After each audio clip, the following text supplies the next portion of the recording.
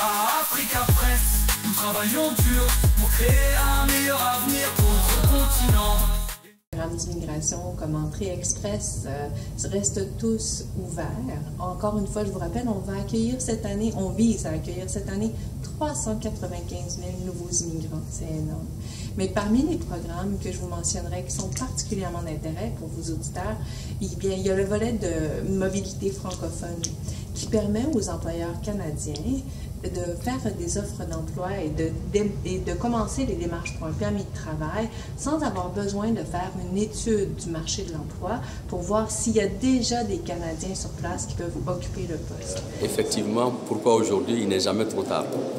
On sait qu'il y a une communauté forte de Camerounais au Canada qui ont fait leurs preuves sur le terrain et à travers le Canada. Et nous, on est un réseau de développement économique et d'employabilité qui se situe dans les provinces et territoires, sauf la province de Québec. Donc, ceci étant dit, nos membres qui se spécialisent en employabilité à travers le Canada ont eu la chance d'explorer la question, à savoir pourquoi le Cameroun, pourquoi on est là aujourd'hui. Et je peux vous garantir que l'ambassade nous a débriefé la qualité des candidats qui sont situés aujourd'hui à l'intérieur du Cameroun. Douala, en étant une ville assez forte aussi, dont l'ambassade a organisé une première initiative pour permettre à nos membres, c'est-à-dire nos membres du réseau, d'explorer les potentialités de main-d'œuvre versus les offres d'emploi que les employeurs nous ont données pour faire la promotion ici. Donc aujourd'hui, c'est la deuxième journée. La première journée s'est très bien déroulée. On a rencontré de bons candidats qui répondent à des profils recherchés par nos employeurs. Donc d'où la deuxième journée encore, on a pas mal de gens qui se qualifient et puis qui sont souvent à la recherche d'informations pour immigrer. Aujourd'hui, je n'ai pas encore le nombre, mais pour les 3 jours, on nous parlait pas loin de entre 2500 à 3000 candidats qui passeront durant ces 3 jours.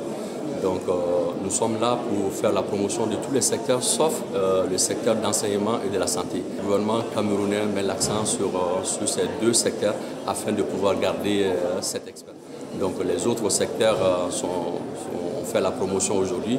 Nos membres ont des offres d'emploi, pas loin de 750 offres d'emploi qui sont en train de faire la promotion aujourd'hui. Donc chacun des participants les rencontre pour parler de leur profil et ensuite on regarde qu'est-ce que nous avons comme offre d'emploi et voir s'il y a un matching entre les offres d'emploi et le profil recherché par l'employeur.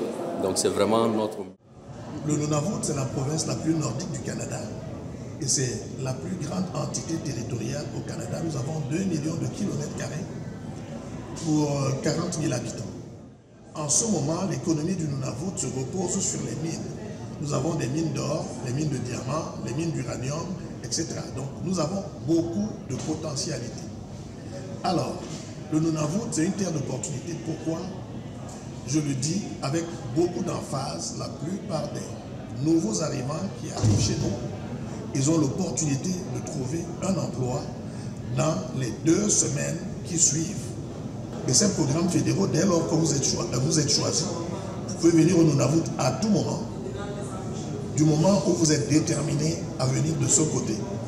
Quand on part de ce pays avec ce qu'on a l'habitude d'appeler le Hemley, le Lion Spirit, le Fighting Spirit, quand on arrive chez nous, on se fait sa place et dans les meilleurs délais. À Africa Press, nous travaillons dur pour créer un meilleur avenir pour notre continent. Et nous voulons que vous nous rejoigniez dans cette aventure. Alors venez, lisez, débattez.